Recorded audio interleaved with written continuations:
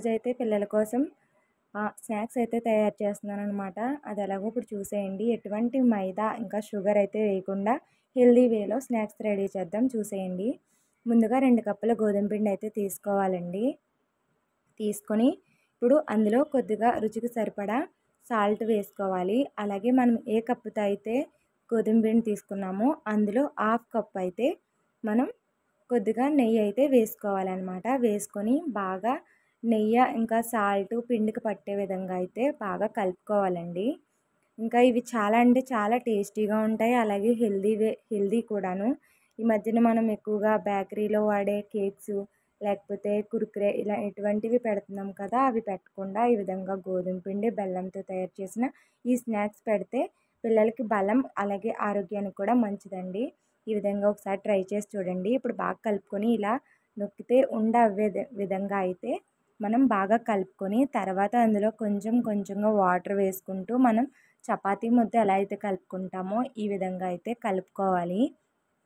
కలుపుకొని చూస్తున్నారు కదా! మరీ గట్టిగా కాకుండా మరీ మెత్తగా కాకుండా మీడియం సైజులో ఉండాలన్నమాట.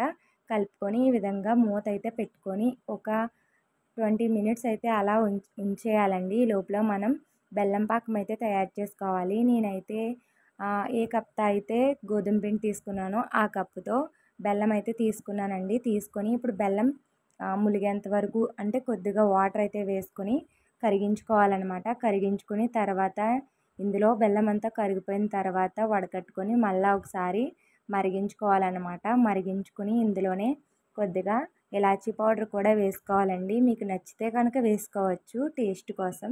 తర్వాత ఇది ఒక తీగ పాకం అంటారు కదా! అలా ఒక తీగ పాకం వస్తే సరిపోతుందనమాట బాగా మరిగి.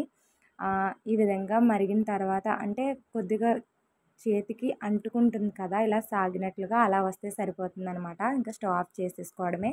తర్వాత ఈ లోపల పిండి కూడా బాగా నానుతుంది. ఒకసారి మళ్ళీ తీసుకొని ఈ విధంగా అయితే కలుపుకోవాలన్నమాట. గట్టిగా ఒత్తుకుంటే సరిపోతుంది. ఇప్పుడు బాగా ఒత్తుకోవాలి. ఒత్తుకొని దీనిని మనం చపాతీ ఎలా అయితే చేసుకుంటామో ఆ విధంగా అయితే చపాతీలు ఒత్తుకోవాలన్నమాట. మొత్తం పిండినంతా ఒకసారిగా కలుపుకొని ఈ విధంగా చపాతీ పెద్ద సైజు చపాతీ కింద అయితే చేసుకొని కట్ చేసుకోవాలన్నమాట. 4 ముక్కలుగా సమానంగా అయితే కట్ చేసుకోవాలి. ఈ విధంగా కట్ చేసుకొని ఇప్పుడు కొద్దిగా మన దగ్గర వరిపిండి ఉంటే వరిపిండి లేదా గోధుమ పిండి కొద్దిగా వేసుకుంటూ ఈ విధంగా ఒక దాని మీద ఒకటి పెట్టుకొని మళ్ళీ ఒకసారి చపాతీ కింద ఒత్తుకోవాలి. ఒత్తుకొని మరలా మనకి ఎన్నిసార్లు వీలైతే అన్ని సార్లుగా ఈ విధంగా అయితే చేసుకుంటూ కట్ చేసుకొని ఒక దానిపై ఒకటి ముక్కల్ని పెట్టుకొని ఈ విధంగా చేసుకుంటూ ఉండాలన్నమాట. చేసుకుంటే మనకి ఇవి ఉన్నాయి కదా! ఇవైతే బాగా టేస్టీగా అయితే వస్తాయన్నమాట. లేయర్ కింద రావడానికి ఈ విధంగా చేసుకోవాలన్నమాట. చేసుకొని మనకి ఎన్ని సార్లు వీలైతే అన్ని సార్లు ఈ ప్రాసెస్ అయితే చేస్తూ ఉండాలి. ఇంకా సాధ్యమైనంత వరకు చేసుకున్న తర్వాత ఇంకా లాస్ట్‌లో అయితే ఈ విధంగా అయితే చేసేసుకొని ఎడ్జెస్ ఏమీ లేకుండా అంటే ఈ మాత్రం మందం ఉంటే సరిపోతుంది. మన ఇష్టం అనమాట. మనకి ఏ విధంగా అయితే వేగుతాయి బాగా ఫ్రై అవుతాయంటే ఆ విధంగా ఆ షేప్‌లో అయితే కట్ చేసుకొని నేనైతే ఈ విధంగా క్యూబ్స్ కింద అయితే కట్ చేసుకుంటున్నానండి. కట్ చేసుకోవడమే మొత్తం అంతా పిండినంతటిని ఈ విధంగా కట్ చేసుకోవాలి. ఈ ఎడ్జెస్‌ని పక్కన పెట్టాము కదా! దాన్ని కూడా మరలా ఒకసారి ఒత్తుకొని చపాతీ కింద చేసుకొని ఈ విధంగా స్క్వేర్స్ కింద లేదా క్యూబ్స్ కింద కట్ చేసుకుంటే సరిపోతుంది. తర్వాత ఆయిల్ హీట్ అయిన తర్వాత అందులో వీటిని ఒక్కొక్కటిగా అయితే వేసేసుకోవాలి. వేసేస్తే మనం ఒక్కొక్కటి లేయర్ కింద అయితే పరిచి మనం చపాతీ చేసాం కదండీ! అందుకని చెప్పేసి బాగా ఉబ్బుతాయన్నమాట. ఇంకా బాగా వేగించుకుంటే కనుక లైట్ బ్రౌన్ కలర్ వచ్చేంత వరకు ఫ్రై చేసుకొని తర్వాత మనం తయారు చేసి పెట్టుకున్న బెల్లం పాకం ఉంది కదండీ! ఆ బెల్లం పాకంలో వేసుకుంటే సరిపోతుంది. ఇవి చాలా అంటే చాలా టేస్టీగా ఉంటాయి.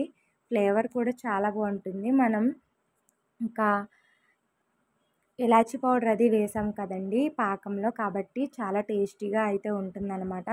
గోధుమ పిండితో ఎప్పుడు చపాతీలు, పూరీలు ఇలాంటివే కాకుండా ఈ విధంగా స్నాక్స్ లాగా బెల్లంతో ఈ విధంగా చేసి పెట్టండి. ఆరోగ్యానికి ఆరోగ్యం అలాగే స్నాక్స్ ఇంకా పిల్లలు కూడా చాలా ఇష్టంగా అయితే తింటారనమాట.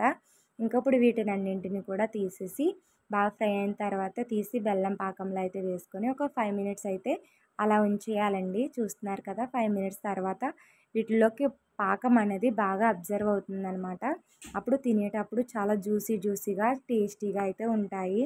ఇంకా ఇవైతే ఒక 10 డేస్ వరకు నిల్వ ఉంటాయండి. ఒక కంటైనర్ బాక్స్ ఉంటుంది కదా, గాలి తగిలిన దాంట్లో అందులో వేసి ఉంచితే సరిపోతుంది. చూస్తున్నారు కదా, చాలా క్రిస్పీగా అయితే వచ్చాయి.